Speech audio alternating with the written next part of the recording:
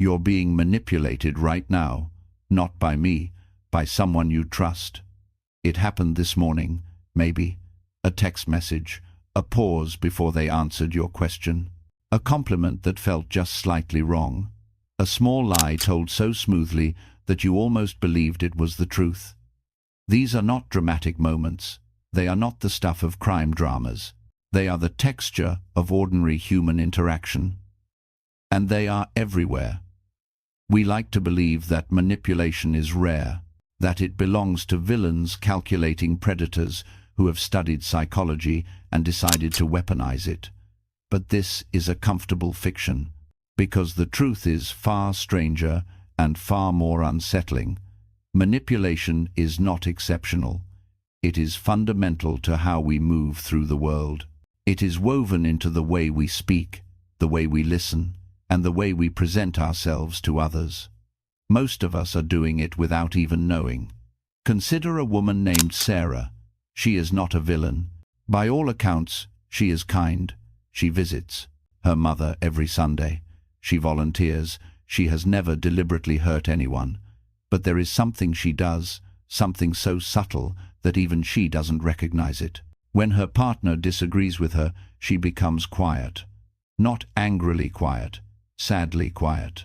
The kind of quiet that fills a room. She doesn't accuse him of being wrong.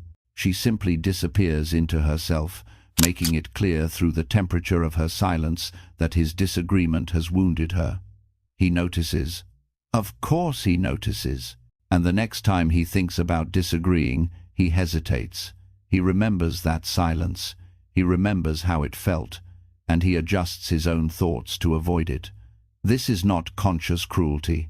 This is emotional control disguised as fragility. This is what dark psychology reveals about us. It is not that some people are manipulators and others are not. It is that all of us are navigating a world where our needs conflict with other people's needs. And we have learned sometimes very early that direct communication about those conflicts is dangerous. So we learn other languages. We learn the language of silence, the language of the hurt look, the language of the strategic confession, the language of the small lie that protects a larger truth we cannot speak aloud. A man sits across from his therapist and says, "I don't know why my wife thinks I'm controlling. I just want things a certain way." That's not control, that's standards. What he doesn't say, what he cannot see, is that his standards are designed to eliminate uncertainty, to eliminate the possibility that someone else's choices might create a world he doesn't understand. The need for control is rarely about perfection. It is about fear. It is about the terror of helplessness. And when a person is driven by that terror, they will restructure an entire relationship to avoid feeling it. They will make their partner small enough, compliant enough, predictable enough that the world feels manageable again. This is not malice. This is survival. But it is still control. Then there is the psychology of the mask, what Jung called the persona. We all wear one. We have to. Society demands it. But some people have worn their mask for so long that they no longer know where the mask ends and they begin. These are often the most charming people you will ever meet. They have studied human behavior the way an actor studies a role. They know exactly what to say to make you feel seen. They know exactly when to laugh at your joke, exactly when to touch your arm, exactly when to ask about your life in a way that makes you feel truly heard. And you feel grateful. You feel understood. You never stop to ask yourself why someone so perfect at making you feel this way might be performing. You never ask what they need from you in return. Because this is the currency of manipulation. It is reciprocal. When someone makes you feel truly understood, you naturally want to return the favor. You want to give them something of equal value. You want to be generous with your trust, your vulnerability, your time. You want to prove that you are worthy of the attention they've given you. This is not weakness. This is how human connection actually works.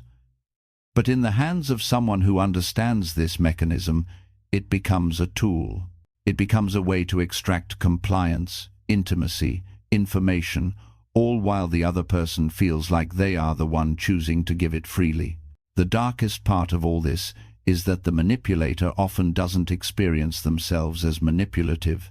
They experience themselves as simply trying to survive. The woman with the strategic silence didn't wake up and decide to master the art of emotional withdrawal. She learned it because at some point, direct expression of her needs felt unsafe. The controlling man didn't study psychology to become a tyrant.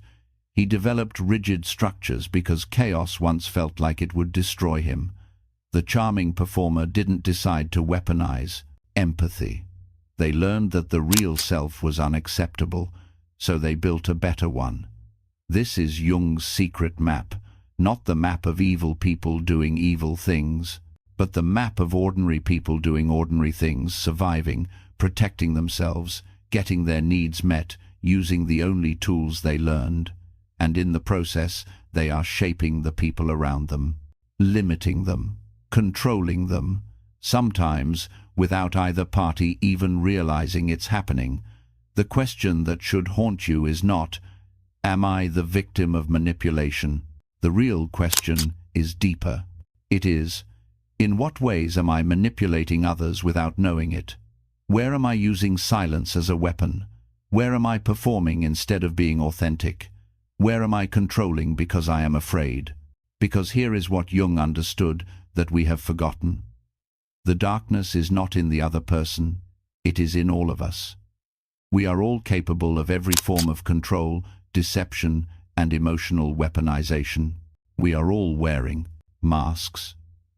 We are all protecting wounds by wounding others. We are all, in subtle ways, trying to make the world smaller and safer by making the people in it more predictable and compliant. The only way out, the only real way, is to see it, to look at your own patterns, to notice the small lies you tell, the strategic silences, the way you subtly punish people who displease you, the way you reward compliance, the way you perform versions of yourself depending on who is watching, not to hate yourself for it, but to finally see it. Because what you can see, you can choose. What remains hidden chooses for you. This is the real revelation Jung left us. Not that we are victims of dark psychology, but that we are all its architects. And in that realization, in that moment of truly seeing yourself, you find the only real power you have ever had, the power to stop, the power to choose differently, the power to be honest in a way that terrifies you. Because you finally understand that the potential, greatest darkness was never outside you. It was always the part you refused to look at, the part that was driving everything, the part that was, all along, just you.